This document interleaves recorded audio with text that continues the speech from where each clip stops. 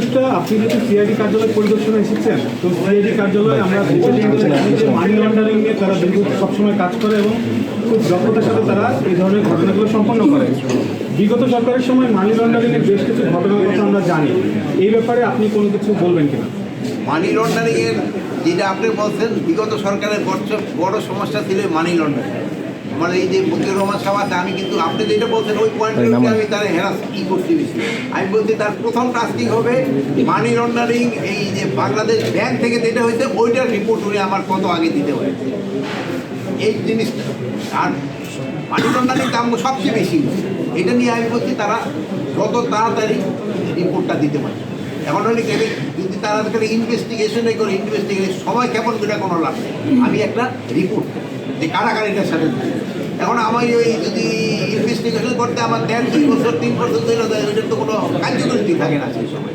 এই জন্য ওনাকে ইনস্ট্রাকশন যত তাড়াতাড়ি সম্ভব ইনফরমেশন ঠিক করে দেওয়া হবে। আইজি সাহেব ছিল, আমরা ওনাদের মাননীয় উপদেষ্টা, আপনি আজকে এসবি অফিসে পরিদর্শন করেছেন, তো সেই ক্ষেত্রে একটি বিষয় হচ্ছে যে 5 আগস্টের পট পরিবর্তনের পরে এয়ারপোর্ট দিয়ে অনেক ভিআইপি দেশ ত্যাগ করেছে। সেই ক্ষেত্রে আসলে এয়ারপোর্ট ক্রস করার জায়গা থেকে এসবি ক্লিয়ারেন্স এবং ইমিগ্রেশন এই জায়গাগুলো অনেক ভিআইপিরা পার হলেন কী করবে? আপনি বলতেন খুব সুন্দর প্রশ্ন করতেন। 5 তারিখের পর 5, 6, 7 পর্যন্ত তো কোনো সরকারই ছিল না ইনতে। ওই সময় আপনারই বলতে ওই সময় তো এই সরকারের এই কুমারই করে নাই। ওই সময় অনেকে পালিয়ে গেছে, ওই সময় অনেকেই পালিয়ে গেছে, এটা অস্বীকার করার কোনো উপায় নেই। ওই সময় অনেক পালিয়ে গেছে। এরপরে গেছে কিনা আপনার, এরপরে হইতে কিনা যে সময় আমরা এরপরে হইতে কিনা যদি হন বলেন। কারণ যেই সময় আমরা ছিলাম না, আর যেই সময় একটা দেশে এইরকম একটা অরাজকতা পরিস্থিতি, সেই সময় তো অনেক কিছু গেছে। কেন ইডিও চলে গেছে, এই পার্শ্ববর্তী দেশেই তো সবচেয়ে বেশি অর্ডার দিয়ে চলে গেছে। মাননীয় উপদেষ্টা, সম্প্রতি আপনার স্বরাষ্ট্র মন্ত্রণালয়ের দায়িত্বপ্রাপ্ত আপনি আসার আগে আরেকজন ছিলেন, আরেকজন উপদেষ্টা ছিলেন। তিনি একটি টকশোতে এই দুজন সাবেক সরকারের দুজন ক্ষমতাসীন দুজন ব্যক্তিকে নিয়ে উনি টকশোতে কথা বলেছেন এবং তাদের আটক প্রক্রিয়া নিয়ে উনি কিছু মন্তব্য করেছেন। এই বিষয়টার সাথে কি আপনি একমত ছিলেন? আমি স্যারের বক্তব্য নিয়ে আমি কথা তো বলতে চাই না। স্যারে আমার মানে সেনাবাহিনী চাকরি জীবনে উনি আমার অনেক ছিল, উনি আমার মুরব্বী।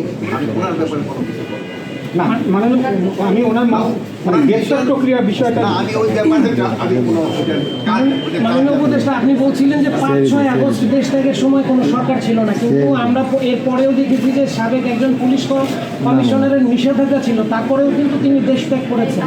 এই জায়গা থেকে আসলে গোলাম ফারুক ওনাকে ইমিগ্রেশন পুলিশ আটকে দিয়েছিল গত 27 অক্টোবর, এরপরে উনি আবার দেশ ত্যাগ করেছেন। তাহলে আপনাদের নিয়ন্ত্রণে থাকার পরে তিনি পার হলেন কি করে?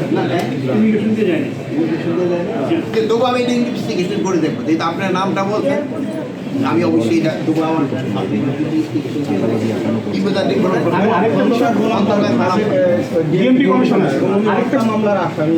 আচ্ছা ঠিক আছে, এটা আমরা ইনভেস্টিগেশন। আরেকটা বিষয় মাননীয় উপদেষ্টা, সেটা হলো যে আগামীকাল বর্তমান সরকারের আপনাদের সরকারের 5 বছর পূর্ণ হতে যাচ্ছে, 5 মাস। সেক্ষেত্রে আপনাদের যে 5 মাসের যে অর্জনগুলো, পুলিশের মনোবল বৃদ্ধি সহ যে প্রক্রিয়াগুলো আপনারা উদ্যোগ নিয়েছেন, সেই বিষয়ে যদি একটু সংক্ষেপে যদি বলবেন।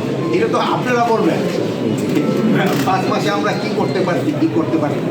আপনারা জানেন যে 5 মাস আগে আমাদের পুলিশের অবস্থা কী ছিল, আমাদের আনসারের অবস্থা কী ছিল, আমাদের অন্যান্য এই যে কী বলে এই বিজিবি, তারপরে অন্যান্য যে ইগুলি বাহিনী, এদের অবস্থা কী ছিল, ওর থেকে কি এখন অবস্থা ভালো হয়নি? কথাটা শেষ করি, কি ভালো হয় না, হয়েছে কি হয় না, এটা আগে থেকে ডেভেলপ ধরা যায় না পুলিশের যে ভূমিকা আসতে পারে না। আপনি যদি বলেন যে 6 তারিখে কি ছিল এখন তার চেয়ে ভালো কিনা, সেটা বললে কিন্তু দেশ চলবে না, দেশ চলবে মানে শোনেন আমাদের এই জন্য আমি একটা বলি, তাদের ভূমিকা এই যে আরো ভালো হতো, শোনেন এই তাদের ভূমিকা আরো ভালো হতো। মানে আইন শৃঙ্খলা পরিস্থিতি এখন যেটাতে আরও উন্নতি হতো, এটা আমাদের আশা এবং আপনাদেরও আশা, এবং আমরা এটা যেন আরও উন্নতি হয় এই জন্য কিন্তু আমরা সবসময় চেষ্টা করি। সাধারণ মানুষ মাননীয় উপদেষ্টা প্রশ্নটা হলো যে এখন হলে কি গতকাল কেউ বলছিলেন যে চিন্তায় হচ্ছে ফিল্ডে থাকে, তাহলে এত চিন্তায় এত রাহাজানি এত কিছু হইতে পারে না। পুলিশ কেন বের হচ্ছে না এখন? না, কারণটাই এখন ওই যে আপনি যেটা বলছেন যে উনি যে বের হচ্ছে না তাও না, মানে বের হচ্ছে তাদের কিছু কিছু লিমিটেশন রয়ে গেছে। এক নম্বর লিমিটেশন হলো আমরা ওই যে অনেক চেঞ্জ করার পর আপনার ওই রাস্তাঘাট করতেও সময় নিচ্ছে, তারপরে তাদের আরেকটা সমস্যা হচ্ছে তাদের এই ইনফরমার এইগুলো চেঞ্জ হয়ে গেছে। আর এই যে ধরেন যে তাদের ভাষার এই যে খানাগুলি যে এইগুলো কিন্তু আমরা পুরো রিপেয়ার করতে পারিনি, তাদের এই গাড়িগুলোরও কিন্তু সমস্যা রয়ে গেছে। আপনাকে এইগুলোতে একটু দেখতে হবে। মাননীয় উপদেষ্টা একটা বিষয় জানাচ্ছিল আপনি আর শেষ করি না, একটা last প্রশ্ন, এটা হলো গতকালকে আপনি বলুন কি মাননীয় উপদেষ্টা বলবো বলো। এই যে র্যাবের বিরুদ্ধে যে সমস্যা সবসময় আছে, আমরা তো পালিশ করেছি। আমার কাছে যেটা এখন বলতে আসছে আজকে হয়তো বলতে পারছি। মাননীয় আচ্ছা, ভালো উপদেষ্টা থাকেন। মাননীয় উপদেষ্টা পুলিশ প্রস্তুত কিনা